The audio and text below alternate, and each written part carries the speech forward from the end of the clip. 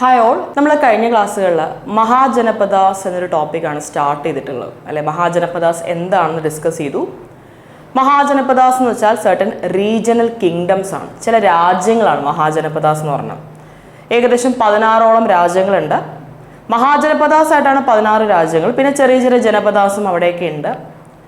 പ്രധാനപ്പെട്ട മഹാജനപദയായിരുന്നു മഗധ അല്ലെ. മഗധ എന്ന് പറയുന്നത് ലേറ്റർ വേദിക് കാലഘട്ടങ്ങളാണ് കേട്ടോ മഹാജനപദ സ്റ്റാർട്ട് ചെയ്യുന്നത്. അപ്പം അതിൽ തന്നെ ഏറ്റവും പ്രോമിനൻ്റ് ആയിട്ട് പിൽക്കാലങ്ങളിൽ വന്ന ഒരു മഹാജനപദയായിരുന്നു മഗധ. മഗധയുടെ ആദ്യത്തെ ക്യാപിറ്റൽ രാജഗൃഹ എന്ന് പറഞ്ഞ സ്ഥലമായിരുന്നു. അപ്പോൾ മഗധ രാജ്യം സ്ഥാപിച്ചു എന്ന് പറയുന്നത് ബൃഹദ്രഥ എന്ന വ്യക്തിയാണ്.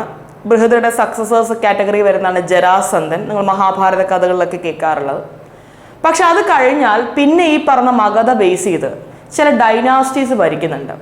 ഓക്കെ, ആ ലൊക്കേഷൻ ബേസ് ചെയ്ത് ഇന്നത്തെ ബീഹാറിൻ്റെയൊക്കെ ഭാഗമാണ്. അപ്പോൾ അതിൽ ആദ്യം നമ്മൾ പഠിച്ച ഡൈനാസ്റ്റിയാണ് ഹര്യങ്ക ഡൈനാസ്റ്റി. ഹര്യങ്ക ഡൈനാസ്റ്റി അതിൽ ചില രാജാക്കന്മാരെ കുറിച്ച് പറഞ്ഞു. ബിംബിസാര, അജാതശത്രു, ഉദയൻ അല്ലെ, ഉദയൻ അഥവാ ഉദയഭദ്ര, അങ്ങനെ കുറച്ച് രാജാക്കന്മാരെ കുറിച്ച് പറഞ്ഞു. പിന്നെ രണ്ടാമത് പോയ ഡൈനാസ്റ്റിയാണ് ശിശുനാഗ ഡൈനാസ്റ്റി. അവിടെ 2 രാജാക്കന്മാരെ പറഞ്ഞു, ശിശുനാഗനും അദ്ദേഹത്തിൻ്റെ മകൻ കാലാശോകനും. കാലാശോകന സമയത്താണ് പാടലിപുത്ര ഒരു പെർമനന്റ് ക്യാപിറ്റൽ ഓഫ് മഗധയായിട്ട് മാറുന്നത്.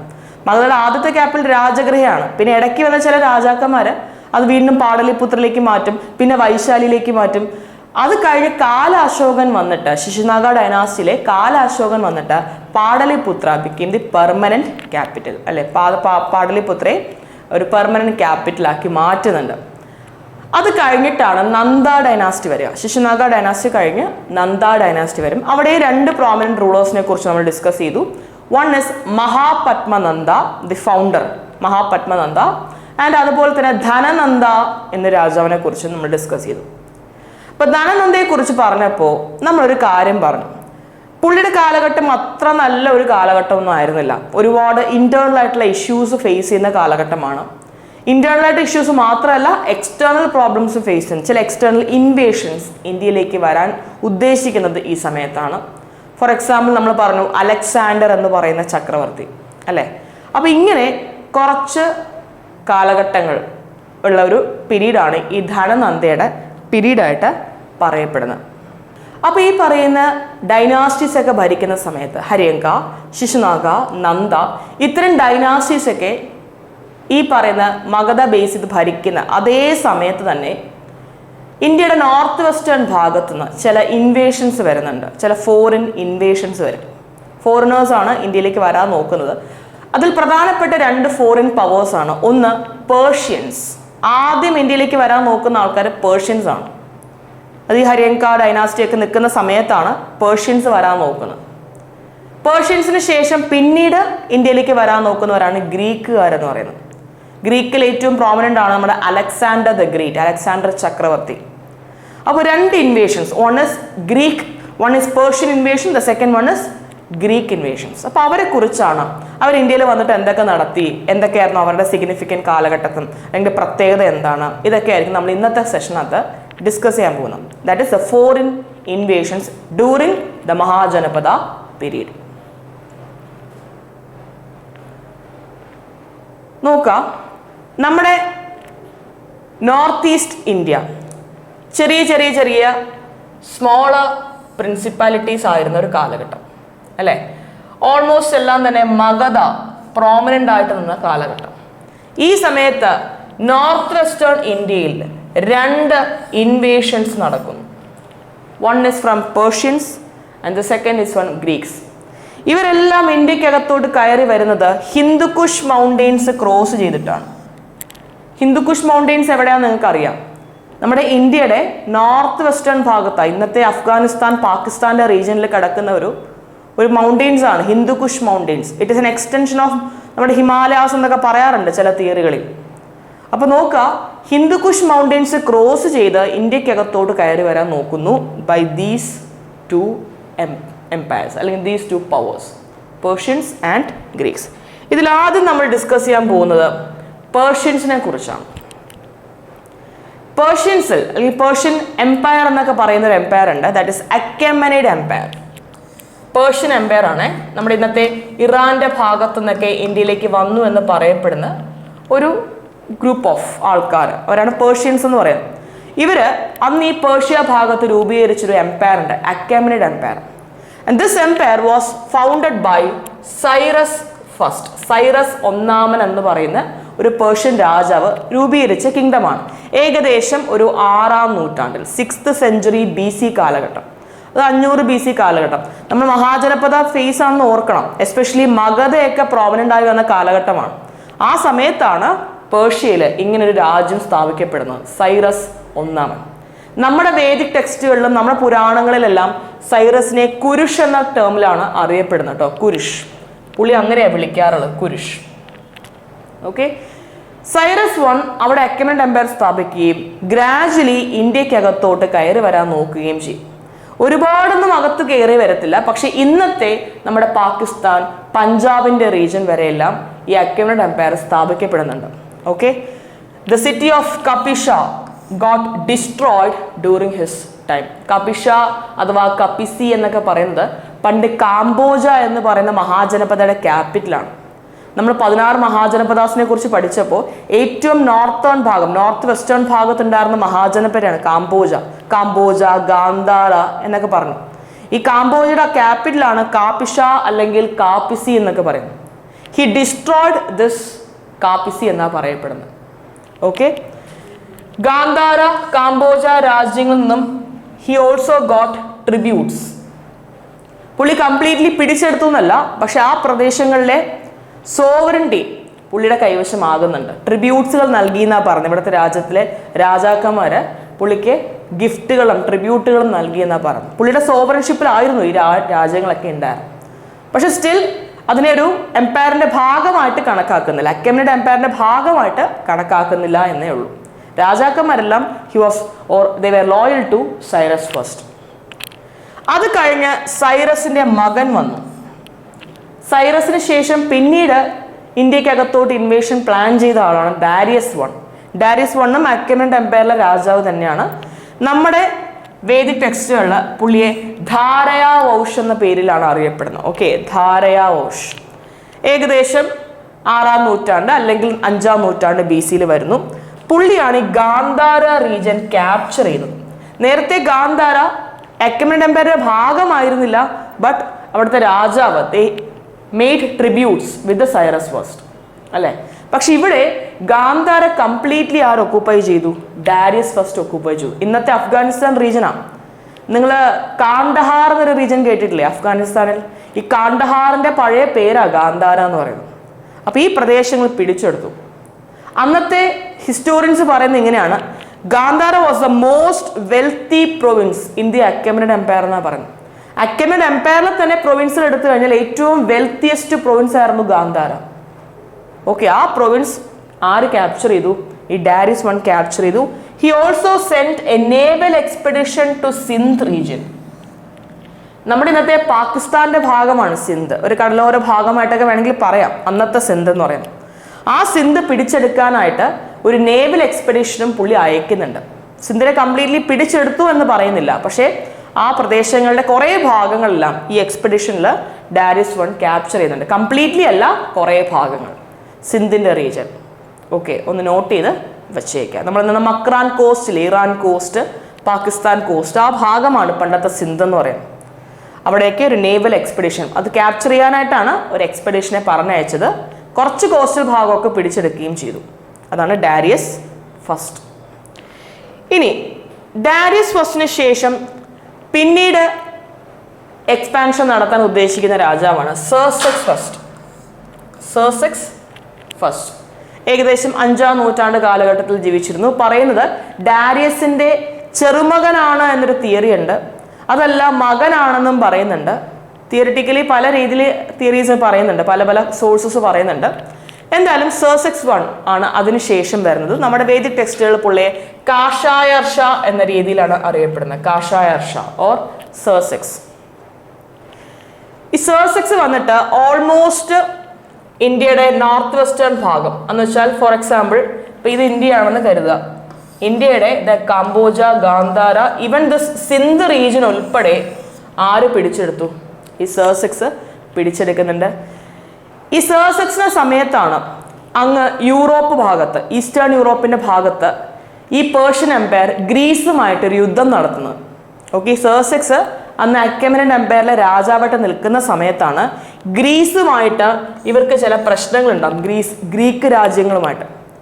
അപ്പോൾ അവർ തമ്മിൽ അടി നടക്കുന്നുണ്ട്, പേർഷ്യൻസും ഗ്രീക്സും തമ്മിൽ ഈ സമയത്ത് അടി നടക്കും. അടി നടക്കുന്ന സമയത്ത് ഇവിടുന്ന് ക്യാപ്ചർ ചെയ്ത ഇന്ത്യക്കാരെ ഉൾപ്പെടെ അവിടുത്തെ ആർമിയിലേക്ക് എംപ്ലോയ് ചെയ്തു എന്നാണ് പറയപ്പെടുന്നത്. അത് ഗ്രീസുമായിട്ട് പേർഷ്യൻസ് നടത്തിയ യുദ്ധത്തിൽ ആരും ഉണ്ടായിരുന്നു? ഇന്ത്യക്കാരും ഉണ്ടായിരുന്നു. ഇന്ത്യക്കാരെന്ന് പറഞ്ഞാൽ എവിടെയുള്ള ഇന്ത്യക്കാരാ? ഈ പ്രദേശങ്ങളിലെ സിന്ധ് ഉൾപ്പെടെയുള്ള ഭാഗങ്ങൾ പുള്ളി പിടിച്ചെടുത്തു. ഇവിടെ നിന്നുള്ള ഇന്ത്യക്കാരെ ഉൾപ്പെടെ ആ യുദ്ധത്തിന് കൊണ്ടുപോയി എന്നാ പറയുന്നത്. പക്ഷെ അൺഫോർച്ചുനേറ്റ്ലി ആ യുദ്ധത്തിൽ സേഴ്സെക്സ് തോൽപ്പിക്കപ്പെട്ടു. ഓക്കെ, സേഴ്സെക്സ് തോൽപ്പിക്കപ്പെടുന്നുണ്ട്. അക്കമനൻ എംപയറിന്റെ തകർച്ച ഇതോടുകൂടി ആരംഭിക്കും. ആ യുദ്ധത്തിൽ സേഴ്സെക്സുമായിട്ടുള്ള ഗ്രീസിന്റെ യുദ്ധത്തിൽ ഗ്രീസുകാർ ജയിക്കും, സേഴ്സെക്സ് തോക്കുകയും ചെയ്യും. അപ്പോൾ അന്ന് മുതലാണ് ശരിക്കും പറഞ്ഞാൽ ഈ അക്കമനൻ എംപയർ അല്ലെങ്കിൽ പേർഷ്യൻ എംപയറിന്റെ തകർച്ച ആരംഭിക്കുന്നത്. ആ തകർച്ച അങ്ങ് പൂർത്തീകരിക്കുന്നത് ഡാരിയസ് ഫസ്റ്റിന്റെ സമയത്താണ്. ഓക്കെ, ഡാരിയസ് തേർഡിന്റെ സമയത്താണ്. ഡാരിയസ് തേർഡ് സേഴ്സെക്സിന്റെ ചെറുമകനായിരുന്നു ഡാരിയസ്. ഡാരിയസ് സമയത്ത് ദ കംപ്ലീറ്റ് അക്കമനൻ എംപയർ തകർന്നു പോകും. ഓക്കെ, 4-ാം നൂറ്റാണ്ടിൽ ജീവിച്ചിരുന്ന ആളാണ്. ഡാരിയസിന്റെ സമയത്ത് വീണ്ടും ഗ്രീസുമായിട്ട് ഇവർ യുദ്ധത്തിൽ ഏർപ്പെടും. ആദ്യത്തെ യുദ്ധത്തിൽ ഓൾറെഡി തോറ്റു, വീണ്ടും ഗ്രീസുമായിട്ട് യുദ്ധത്തിൽ ഏർപ്പെടും. ഈ സമയത്ത് ഗ്രീക്ക് രാജ്യം ഭരിച്ചിരുന്ന രാജാവാണ് അലക്സാണ്ടർ. ഓക്കെ, മെസഡോണിയ എന്ന് പറയുന്ന ഒരു ഗ്രീക്ക് രാജ്യമുണ്ട്. പണ്ട് ഗ്രീക്ക് രാജ്യം എന്ന് വെച്ചാൽ സിംഗിൾ കിങ്ഡം ഒന്നും ആയിരുന്നില്ല, പല പല പല പ്രിൻസിപ്പാലിറ്റീസ് ആയിരുന്നു ഗ്രീക്ക് കിങ്ഡംസ് എന്നാ പറയുന്നത്. അപ്പൊ അതിനെ എല്ലാം കൂടെ കൂട്ടിച്ചേർത്തൊരു സിംഗിൾ ഗ്രീക്ക് കിങ്ഡം ആക്കി മാറ്റിയത് അലക്സാണ്ടർ ദ ഗ്രേറ്റ്. അപ്പൊ പുള്ളിയുമായിട്ട് ഡാരിയസ് മൂന്നാമൻ വീണ്ടും ഒരു യുദ്ധത്തിൽ ഏർപ്പെടും. അതിൽ വീണ്ടും ഡാരിയസ് തോക്കും, വീണ്ടും പേർഷ്യൻസ് തോക്കുന്നു. ആര് ജയിച്ചു? അലക്സാണ്ടർ ജയിച്ചു. അലക്സാണ്ടർ ജയിക്കുക മാത്രമല്ല, അത് കംപ്ലീറ്റ് അക്കമനൻ എംപയർ തകർക്കപ്പെട്ടു. ഓൾറെഡി തകർന്നു തുടങ്ങിയിരുന്നു. ഇപ്പോ അലക്സാണ്ടറുമായിട്ട് യുദ്ധത്തിൽ കംപ്ലീറ്റ് അക്കമനൻ എംപയർ തകരുന്നു. And it led to the emergence of a new kingdom, a new empire, that is Macedonian empire, Greek empire. അതാണ് Macedonian empire, founded by Alexander the great.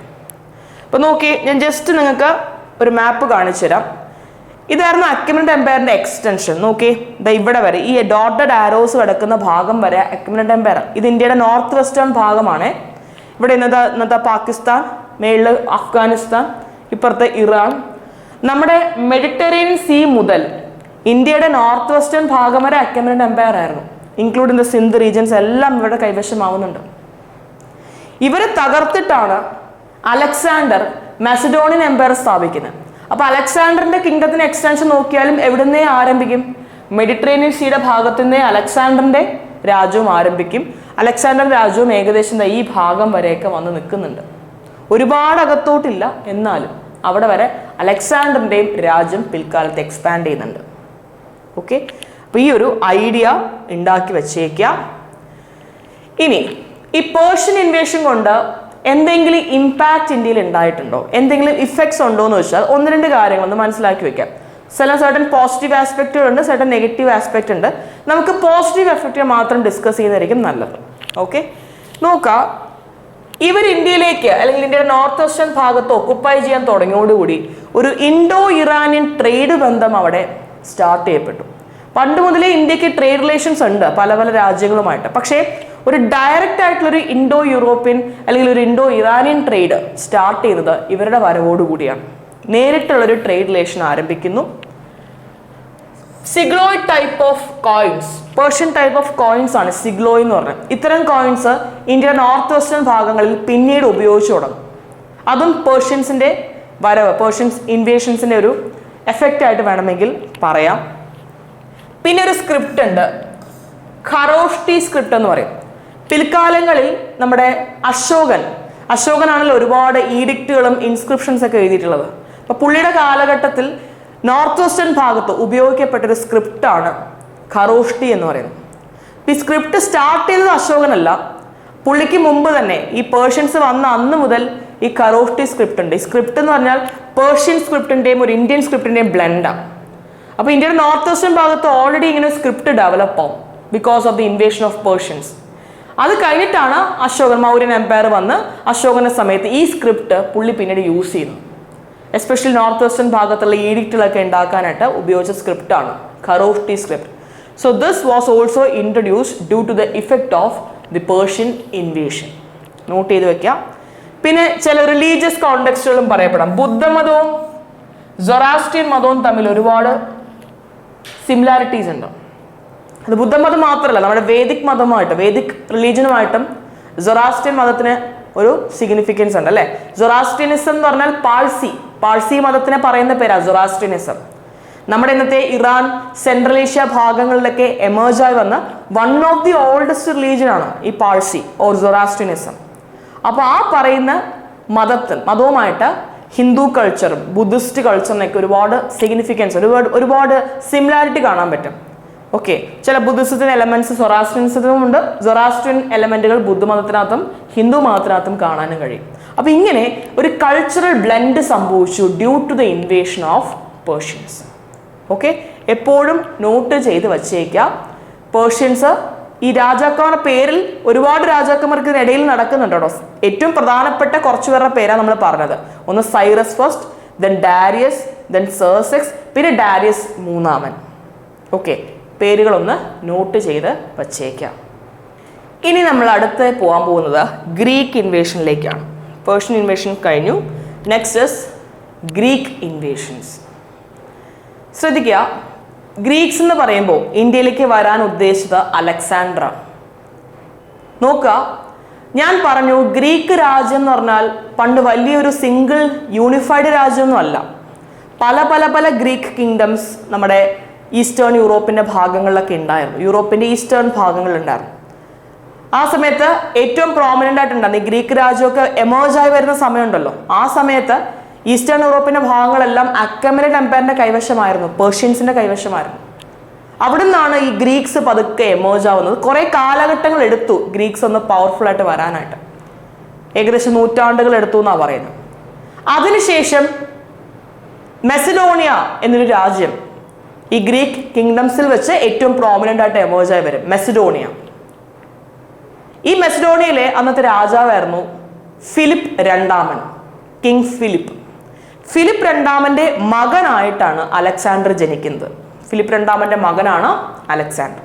Alexander അധികാരത്തിലേക്ക് വരുന്നു. Philip രണ്ടാമൻ മരിക്കുന്നു, Alexander അധികാരത്തിലേക്ക് വരുന്നു.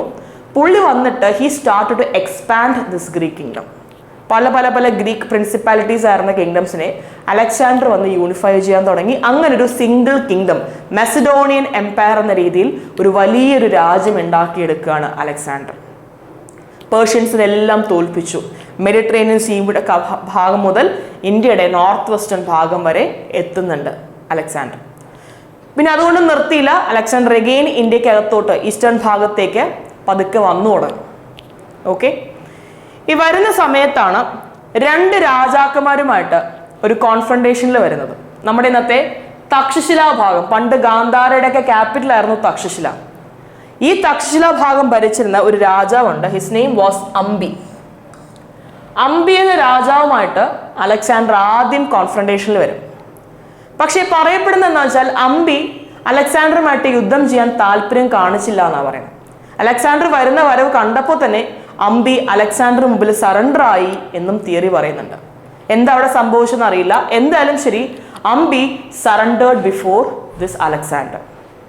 Okay, അപ്പോൾ തക്ഷശിലയുടെ കുറേ പ്രദേശങ്ങളെല്ലാം അലക്സാണ്ടറിന്റെ എംപയറിന്റെ കൂടെയായിട്ട് അനക്സ് ചെയ്യപ്പെട്ടു. അംബി തന്നെ ഗവർണറായിട്ട് നിൽക്കുകയും ചെയ്യുന്നുണ്ട്.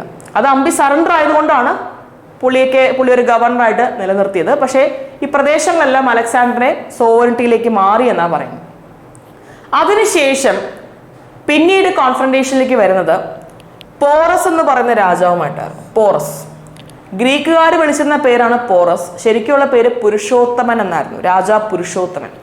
ഇന്നത്തെ ജലം നദിയുടെ തീരങ്ങളിൽ ഉണ്ടായിരുന്ന ഒരു ചെറിയ കിങ്ഡം ഉണ്ടായിരുന്നു.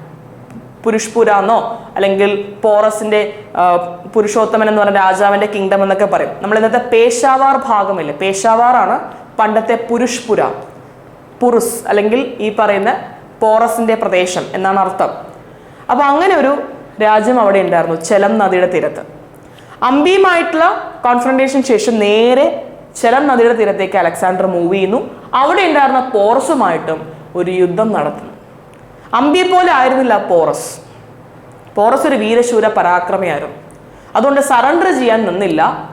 അവിടെ ഒരു യുദ്ധം തന്നെ നടന്നു ബിറ്റ്വീൻ പോറസ് ആൻഡ് അലക്സാണ്ടർ. യുദ്ധം നടക്കുന്ന വർഷം 326 BC, 326 BC, and that battle is known as Battle of Hydaspes. ഹൈഡസ്പസ് എന്ന് വെച്ചാൽ ചെലം നദിക്ക് പറയുന്ന ഒരു ഗ്രീക്ക് ടെർമിനോളജിയാണ്. ചെലം നദിയുടെ ഭാഗത്താണല്ലോ പോറസിന്റെ രാജ്യം. അപ്പോൾ ആ റിവർ ബാങ്ക്സിൽ വെച്ചാണ് യുദ്ധം നടക്കുന്നത്. So this battle is also known as battle of Jhelum or battle of Hydaspes 326 BC between Alexander and Porus. Okay, note ചെയ്ത് വച്ചേക്കാം. ആൻഡ് ഈ യുദ്ധത്തിൽ പോറസ് തോൽപ്പിക്കപ്പെട്ടു, അലക്സാണ്ടർ ജയിച്ചു. പക്ഷേ പോറസ് ഒരു വീരശൂര പരാക്രമിയായിരുന്നു എന്ന് പറഞ്ഞില്ല. ഒരുപാട് കഷ്ടപ്പെട്ട അലക്സാണ്ടർ ആ യുദ്ധം ജയിക്കുന്നത്. പക്ഷെ അൾട്ടിമേറ്റ്ലി ജയിച്ചത് അലക്സാണ്ടർ തന്നെയാണ്. പക്ഷേ പോറസിന്റെ കഴിവ് കണ്ടപ്പോൾ അലക്സാണ്ടർ എന്ത് ചെയ്തു? ആ പ്രദേശം, അന്ന് പോറസിന്റെ കൈവശം പിടിച്ചെടുത്ത പ്രദേശം തിരിച്ചു പോറസിന് തന്നെ നൽകുന്നുണ്ട്. അത് കംപ്ലീറ്റ് അധികാരം എന്ന രീതിയിലല്ല, ഒരു ഓട്ടോണമസ് കിങ്ഡം എന്ന നിലയിൽ, നമ്മുടെ ഗ്രീക്ക് കിങ്ഡത്തിന് ഉള്ളിൽ തന്നെ, പക്ഷെ ഒരു ഓട്ടോണമസ് കിങ്ഡം എന്ന രീതിയിൽ പോറസിന് രാജ്യം തിരിച്ചു നൽകി because of his courage. Okay, അങ്ങനെയാണ് തിയറി പറയുന്നത്. ഓക്കെ, എന്നിട്ട് വീണ്ടും മൂവ് ചെയ്യാണ്. വീണ്ടും അലക്സാണ്ടർ മൂവ് ചെയ്തു. പോറസുമായിട്ടുള്ള യുദ്ധം കഴിഞ്ഞ് പോറസിന് രാജ്യം കൊടുത്ത് വീണ്ടും മുന്നോട്ട് വരികയാണ്. മുന്നോട്ട് വന്ന് അവിടെ ഉണ്ടാകുന്ന ചെറിയ ചെറിയ രാജാക്കന്മാരെയൊക്കെ തോൽപ്പിച്ച് ബിയാസ് എന്ന് പറയുന്ന റിവർ ബാങ്ക്സിൽ വരെ എത്തി. അല്ലേ, നമ്മളെ ഈ പറഞ്ഞ അംബിയുമായിട്ടുള്ള തക്ഷശിലയിലെ യുദ്ധം കഴിഞ്ഞ് ചെലം നദിയുടെ തീരത്തും യുദ്ധം കഴിഞ്ഞ് കുറച്ച് മുന്നോട്ട് വന്നു. അവിടെയും ഉണ്ടായിരുന്ന ചെറിയ ചെറിയ രാജാക്കന്മാരെയൊക്കെ തോൽപ്പിച്ച് നേരെ ബിയാസ്, നമ്മുടെ ഇൻഡസിന്റെ വൺ ഓഫ് ദ ട്രിബ്യൂട്ടറി ആണ് ബിയാസ് നദി. ബിയാസ് നദിയുടെ തീരം വരെ ആരെത്തി? അലക്സാണ്ടർ എത്തി എന്നാണ് ചരിത്രം പറയുന്നത്. പക്ഷെ അന്ന് ബിയാസ് നദിയിൽ ഫ്ലഡ് നടക്കുകയാണ്. ആ ബിയാസ് നദി എന്തായാലും ക്രോസ് ചെയ്താലേ അപ്പുറത്തെ വശം പോകാൻ പറ്റത്തുള്ളൂ. പക്ഷെ ബിയാസിൽ ആ സമയത്ത് ഫ്ലഡാണ്. ഓൾറെഡി പോറസുമായിട്ടുള്ള യുദ്ധത്തിൽ അദ്ദേഹത്തിന്റെ സോൾജേഴ്സ്, അലക്സാണ്ടറിന്റെ സോൾജേഴ്സ് ഹെവിലി ഇഞ്ചേർഡ് ആയിട്ടുണ്ടായിരുന്നു. ഒരുപാട് പേരെല്ലാം തളർന്നു പോയി. കുറേ സോൾജേഴ്സ് കൊല്ലപ്പെട്ടായിരുന്നു ആ യുദ്ധത്തിൽ.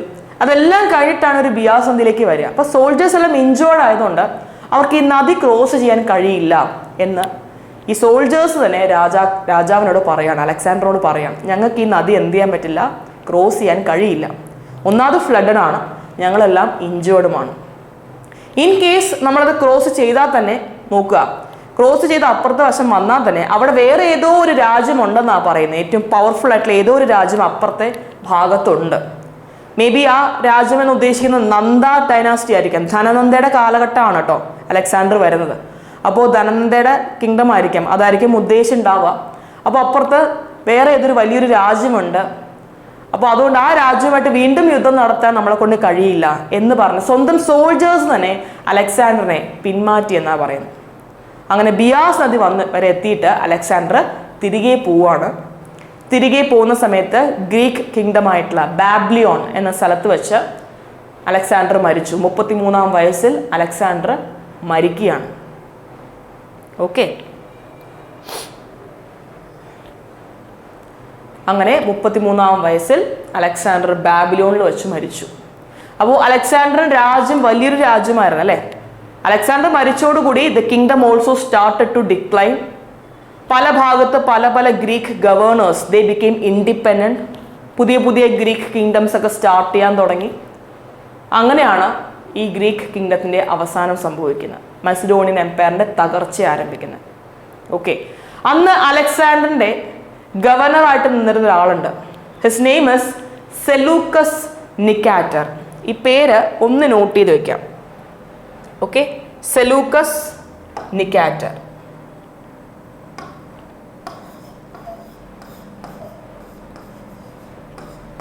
നമുക്കിനി അങ്ങോട്ട് പഠിക്കുന്ന സമയത്ത് ഈ പേര് ആവശ്യമാണ്. ഒന്ന് നോട്ട് ചെയ്ത് വെക്കാം. Seleucus Nicator. He was the governor of Alexander. അലക്സാണ്ടറിന്റെ ഗവർണർ ആയിരുന്നു സെലൂക്കസ് നിക്കാറ്റർ. അലക്സാണ്ടർ മരിച്ചപ്പോൾ സെലൂക്കസ് നിക്കാറ്റർ ഇൻഡിപെൻഡന്റ് ആയി. ഹി ഫോംഡ് ഒരു ഗവൺമെന്റ് അല്ലെങ്കിൽ ഒരു പുതിയൊരു രാജ്യം തന്നെ നോർത്ത് വെസ്റ്റേൺ ഭാഗത്ത് സ്റ്റാർട്ട് ചെയ്യുന്നുണ്ട്. And that empire is known as Seleucid empire. Seleucus Nicator ആരംഭിച്ച രാജ്യം Seleucid empire. Okay, SELUCID, Seleucid empire. നമ്മുടെ ഈ സെലൂസിഡ് എംപയറിൽ ഈ സെലൂക്കസ് നിക്കാഡർ ഉണ്ടാകുന്ന സമയത്ത് സെയിം സമയത്താണ് മൗര്യൻ സാമ്രാജ്യം ഉണ്ടാക്കി തുടങ്ങുന്നത്. മഗധയെ ബേസ് ചെയ്ത് മൗര്യൻ സാമ്രാജ്യം ഉണ്ടാക്കി തുടങ്ങുന്ന ആ സമയത്താണ്. ഇപ്പൊ ചന്ദ്രഗുപ്ത മൗര്യയും പിൽക്കാലത്ത് വന്ന സെലൂക്കസ് നിക്കാഡറും കണ്ടംപറീസ് ആയിരുന്നു. ആ തിയറീസിലേക്ക് നമ്മൾ പഠിക്കും, ഹിസ്റ്ററിയിലേക്ക് പോവും. അപ്പോൾ ആ സമയത്ത് എനിക്ക് ഈ പേര് ആവശ്യമുണ്ട്, അതുകൊണ്ടാണ് ഒന്ന് നോട്ട് ചെയ്ത് വെക്കാൻ പറയാം. കഥ പിന്നീട് ഞങ്ങൾക്ക് പറഞ്ഞുതരാം. ഓക്കെ, ഇപ്പൊ Seleucus Nicator, he was a governor, once a governor of Alexander, later became independent. ഇനി ഗ്രീക്കുകാരുടെ വരവുകൊണ്ട് എന്തെങ്കിലും ഇഫക്റ്റുകൾ ഇന്ത്യയിൽ ഉണ്ടായിട്ടുണ്ടോ? ഉണ്ടെന്ന് വെച്ചാൽ ഉണ്ട്. പിൽക്കാലങ്ങളിലാണ് ഏറ്റവും കൂടുതൽ ഗ്രീക്ക് ഇൻവേഷൻസ് വരുന്നത്. അതായത് നമ്മുടെ ഈ പോസ്റ്റ് മൗര്യ കാലഘട്ടങ്ങളില്ലേ, ആ സമയത്താണ് ഏറ്റവും കൂടുതൽ ഗ്രീക്കുകാർ ഇന്ത്യയിലേക്ക് വന്നു തുടങ്ങുന്നത്. പക്ഷേ അവർ വരാനുള്ള സാഹചര്യം ഒരുക്കി കൊടുത്തത് അലക്സാണ്ടറാണ്. അലക്സാണ്ടറാണ് ആ വഴി കാണിച്ചു കൊടുത്തത്. പിൽക്കാലത്ത് പോസ്റ്റ് മൗര്യ പീരീഡിലൊക്കെയാണ് ഏറ്റവും കൂടുതൽ ഗ്രീക്കുകാർ ഇന്ത്യയിലോട്ട് വരുന്നത്. ഡെമട്രിയസ്, മിനാൻഡർ, ഇങ്ങനെ കുറേ ഗ്രീക്ക് രാജാക്കന്മാർ ഇന്ത്യയിലേക്ക് വരും. ആ വഴി തുറന്നു കൊടുത്തത് അലക്സാണ്ടറാണ്. ഓക്കെ, ഈ ഗ്രീക്സുകാർ വന്നതിന് ശേഷമാണ് ശരിക്കും പറഞ്ഞ ഒരു പൊളിറ്റിക്കൽ യൂണിറ്റി ഇന്ത്യയിലേക്ക് ക്രിയേറ്റ് ആവാൻ കാരണമായത്. അത് അലക്സാണ്ടർ ഒരു വലിയ രാജ്യം സ്ഥാപിച്ച വ്യക്തിയല്ലേ. അപ്പൊ പുള്ളി ഒരു യൂണിഫൈഡ് രാജ്യം സ്ഥാപിച്ചത് ഇന്ത്യയിലുള്ള ചില രാജാക്കന്മാർക്കെങ്കിലും ഒരു മോട്ടിവേഷൻ, ഒരു ഇൻസ്പിറേഷൻ കൊണ്ടുവരുന്നുണ്ട്. പണ്ട് ധനനന്ദയുടെ ഒക്കെ കാലഘട്ടമാണ്. നന്ദ ഡൈനാസ്റ്റി ഒന്നും വലിയ രാജ്യമൊന്നും അല്ല, എന്നാലും അത്യാവശ്യം കുഴപ്പമില്ല. മഗധ മുതൽ ഏകദേശം നമ്മുടെ ഇന്നത്തെ ഡൽഹിയുടെ ഭാഗം വരെയൊക്കെ ഉണ്ടായിരുന്നു നന്ദ എംപയർ. അപ്പൊ ആ ഒരു പൊളിറ്റിക്കൽ യൂണിഫിക്കേഷൻ കൊണ്ടുവരാൻ ഇത് കാരണമായിട്ടുണ്ട്.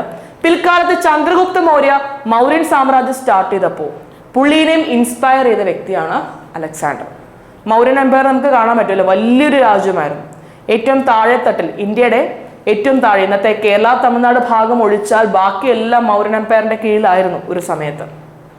Okay, the emergence of Chandragupta Maurya. Alexander വന്നിട്ട് ഇന്ത്യയുടെ നോർത്ത് വെസ്റ്റേൺ ഭാഗം വരെ വന്നിട്ട് പോയില്ലേ. അപ്പൊ ഇവിടെ ഉണ്ടായിരുന്ന രാജാക്കന്മാരെല്ലാം അങ്ങോട്ട് നോക്കി നിൽക്കുമായിരുന്നു. ഇപ്പൊ അലക്സാണ്ടർ വരും എന്ന് പറഞ്ഞിട്ടിരിക്കുകയായിരുന്നു. ഇവിടെ അന്ന് മഗധ ബേസ് ചെയ്ത നന്ദ ഡൈനാസ്റ്റി ഉൾപ്പെടെ അലക്സാണ്ടറിന്റെ വരവും പ്രതീക്ഷിച്ചുകൊണ്ടിരിക്കുക. എസ്പെഷ്യലി ധനനന്ദയെ കുറിച്ച് കഴിഞ്ഞ ക്ലാസ്സിൽ നമ്മൾ ഡിസ്കസ് ചെയ്തിരുന്നു. എക്സ്റ്റേണൽ ഇൻവേഷൻസ് വരെ. അപ്പോൾ ഇവിടുത്തെ രാജാക്കന്മാർ രാജകാര്യങ്ങൾ എന്ത് ചെയ്യുന്നില്ല, അതുകൊണ്ട് തന്നെ നോക്കി നടത്തുന്നില്ല. എല്ലാവരും അങ്ങോട്ടേക്ക് പ്രതീക്ഷ വെച്ചുകൊണ്ടിരിക്കുക. അപ്പോൾ ഒരു പൊളിറ്റിക്കൽ വാക്യൂം അവിടെ ക്രിയേറ്റഡ് ആയി, എസ്പെഷ്യലി നോർത്ത് വെസ്റ്റേൺ ഭാഗം മുതൽ മഗധ വരെ. ഈ സിറ്റുവേഷൻസ് യൂട്ടിലൈസ് ചെയ്തിട്ടാണ് Chandragupta Maurya with the help of Chanakya ഒരു മൗര്യൻ സാമ്രാജ്യം അവിടെ ഉണ്ടാക്കിയെടുക്കുന്നത്. ഓക്കെ, അപ്പൊ അലക്സാണ്ടറുടെ വരവും ചന്ദ്രഗുപ്ത മൗര്യയുടെ എമർജൻസ് തമ്മിൽ ചെറിയ തോതിലൊരു റിലേഷൻ പറയാൻ പറ്റും. ഒരു പൊളിറ്റിക്കൽ വാക്യൂം അവിടെ ക്രിയേറ്റ് ചെയ്യപ്പെടുന്നു, അത് യൂട്ടിലൈസ് ചെയ്ത് മൗര്യൻ എംപയർ സ്ഥാപിക്കപ്പെടുന്നു. പിന്നെ ഇന്ത്യൻ ആർക്കിടെക്ചറിലും ഗ്രീക്കുകാരുടെ ഒരു ഇൻഫ്ലുവൻസ് ഉണ്ട്. എസ്പെഷ്യലി പറയുകയാണെങ്കിൽ നമ്മുടെ നോർത്ത് വെസ്റ്റേൺ ഭാഗത്ത് ഓക്കെ ആർക്കിടെക്ചറൽ ഇൻഫ്ലുവൻസസ് ഗ്രീക്കുകാരുടെ ഭാഗത്ത് വരുന്നുണ്ട്. ഒരു Indo Bactrian style of architecture north western നമ്മുടെ ഇന്നത്തെ ഗാന്ധാര പ്രദേശങ്ങളിൽ കാണാൻ പറ്റും. അതിലെ കോയിൻസ്, ഏറ്റവും കൂടുതൽ ഗോൾഡ് കോയിൻസ് നോർമൽ സർക്കുലേഷനിൽ ഉപയോഗിച്ച് തുടങ്ങിയതൊക്കെ ഗ്രീക്ക് ആണെന്നാണ് പറയുന്നത്. നമ്മൾ സാധാരണ ട്രാൻസാക്ഷൻ പർപ്പസിന് ഗോൾഡ് കോയിൻസ് ഉപയോഗിച്ച് തുടങ്ങുന്നത് ഗ്രീക്കുകാരാണ്. പിന്നെ ഈ കോയിൻസിലെല്ലാം തന്നെ രാജാക്കന്മാരുടെ പോർട്രേറ്റ് ഇമേജുകൾ പഞ്ച്മാർക്ക് ചെയ്യുന്ന ആദ്യത്തെ റൂളേഴ്സ് കൂടിയാണ് ഗ്രീക്ക് എന്ന് പറഞ്ഞാൽ. ഓക്കെ, അത് രാജാക്കന്മാരുടെ പോർട്രേറ്റ് ഇമേജുകൾ കോയിൻസിൽ പഞ്ച്മാർക്ക് ചെയ്യും. ആ ഒരു പ്രാക്ടീസ് സ്റ്റാർട്ട് ചെയ്യുന്നതും ഗ്രീക്സ് ആണ്. പിന്നെ ആസ്ട്രോണമി, നമ്മൾ ഹൊർശാസ്ത്ര എന്നൊക്കെ കേട്ടിട്ടില്ലേ? ഗ്രീക്ക് ടേം ആയിട്ടുള്ള ഹൊറോസ്കോപ്പിൽ നിന്നും എമേർജായി വന്ന വാക്കാണ് ഹൊർശാസ്ത്ര മീനിങ് ആസ്ട്രോളജി. ഓക്കെ, പിന്നെ ട്രേഡ് ആൻഡ് കൊമേഴ്സിലൊരു നല്ല രീതിയിലൊരു എക്സ്പാൻഷൻ ഈ ഗ്രീക്കുകാരുടെ വരവോടുകൂടി ഉണ്ടായിട്ടുണ്ട്. ഒരു ഇന്ത്യ യൂറോപ്യൻ ട്രേഡ് ലിങ്ക് അവിടെ എസ്റ്റാബ്ലിഷ് ചെയ്യപ്പെടും. ഇങ്ങനെ ഒരുപാട് ഇമ്പാക്റ്റുകൾ ഗ്രീക്ക് ഇൻവേഷൻ കാരണം ഇന്ത്യയിൽ ഉണ്ടായിട്ടുണ്ട്. നമ്മൾ പേർഷ്യൻ ഇൻവേഷനെ കുറിച്ച് കുറച്ച് മുമ്പ് ഡിസ്കസ് ചെയ്തു, അതിൻ്റെ ഇഫക്റ്റുകളും പറഞ്ഞു.